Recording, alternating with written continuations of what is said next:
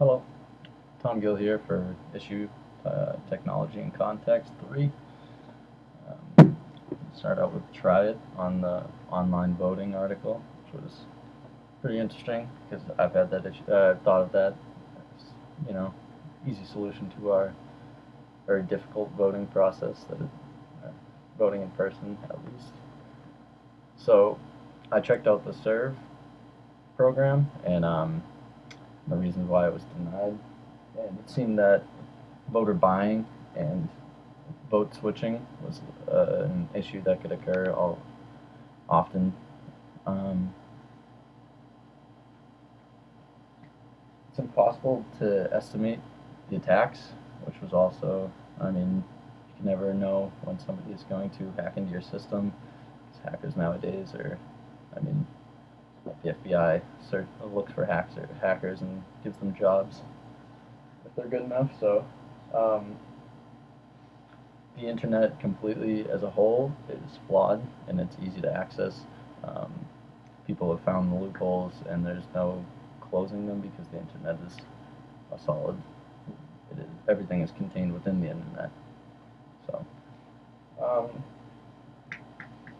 so it seems that there was only 2 out of the 6 that were issues, and it was collecting ballots and filtering out the fraudulent votes, which you would be very difficult through online voting, which was why Serve did not get passed through, and accurately tabulating the votes. For my solution, it would be to create a whole new separate system that's downloadable through the internet and is kept on a cloud basis, which is still internet. I don't know. Um, Extremely hard to develop a system or software that could host this without being accessed through the internet and stored on the internet where hackers could easily get a hold of them. So the next one was the Time Magazine Top 100 Most Influential People. Um, I've heard about it before. I knew it was 4chan. They're always pulling pranks, and they usually like to slip in some small things about Hitler getting the Person of the Year in 1939. I mean 1938. Um, they're some of the best hackers on the internet, so that must have been easy for them. And that was probably fun. Um, then I looked up the vote early and vote often problem that was proposed by Pretty Good Democracy. Um, it would give everybody a code if they wanted to vote online, which seems like the most plausible way to do it. But the issue is that this code needs to be linked to the person, and then that information is stored, and it has to be stored somewhere, and all the codes need to be stored. So doing that, you'd have to do it physically. The codes would have to be written down and not stored on an online basis. I guess that would. I don't think it'll. I don't think it'll go through though. It's a good idea. It's a good starting point. Um, so the American Idol and Dancing with the Stars versus the Estonia voting issues and everything. I saw Estonia they're hooked up to their ID cards, so they have a smart card through their identification card that allows them to plug it in online and use that. Seems to be working well. So you can text, call in, go on the web, anything to vote for American Idol and Dancing with the Stars, but you can only go on the web through any mobile device, your laptop, computer, or phone. For Estonia, you just have to be able to use your smart card. The number of times you can vote, American Idol and Dancing with the Stars is unlimited, and you can change your vote as many times as well for those two. Estonia, you can only vote once, but you can change it an unlimited amount of times until the day of the election. So, or personal data is attached,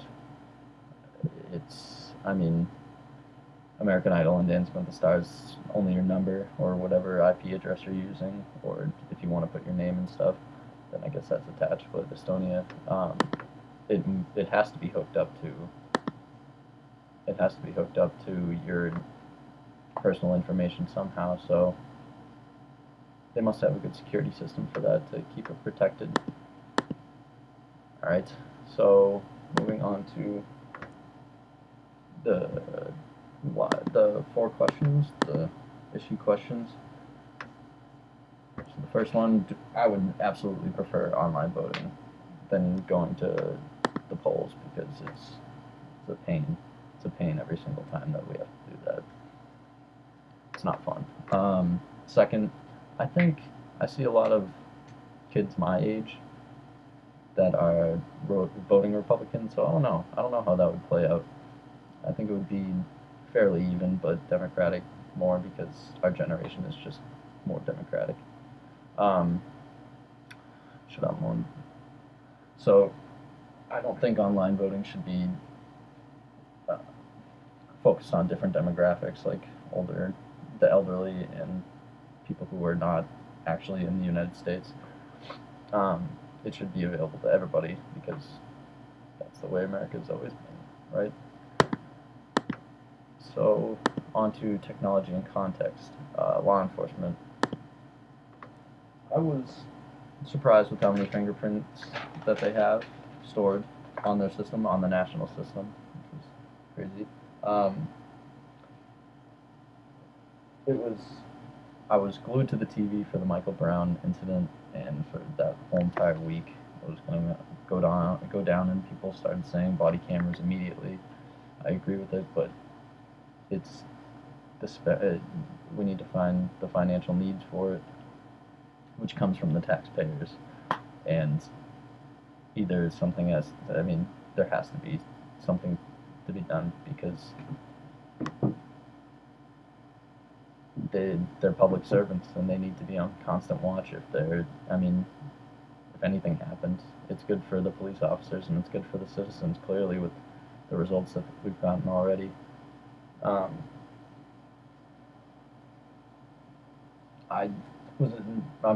surprised that they still use CDs to copy things, CDs and SD cards and stuff that can't, well, not SD, but anything that can't be manipulated afterwards. So a physical copy. Thought that was cool. And I'm surprised that they do online stings. I did not know that. It's kind of like bait. It's like the show Bait Car, but bait site. It's pretty interesting. I'd like to look up on that afterwards. But yep, that's my issue in TiC for the 3rd one. Thank you.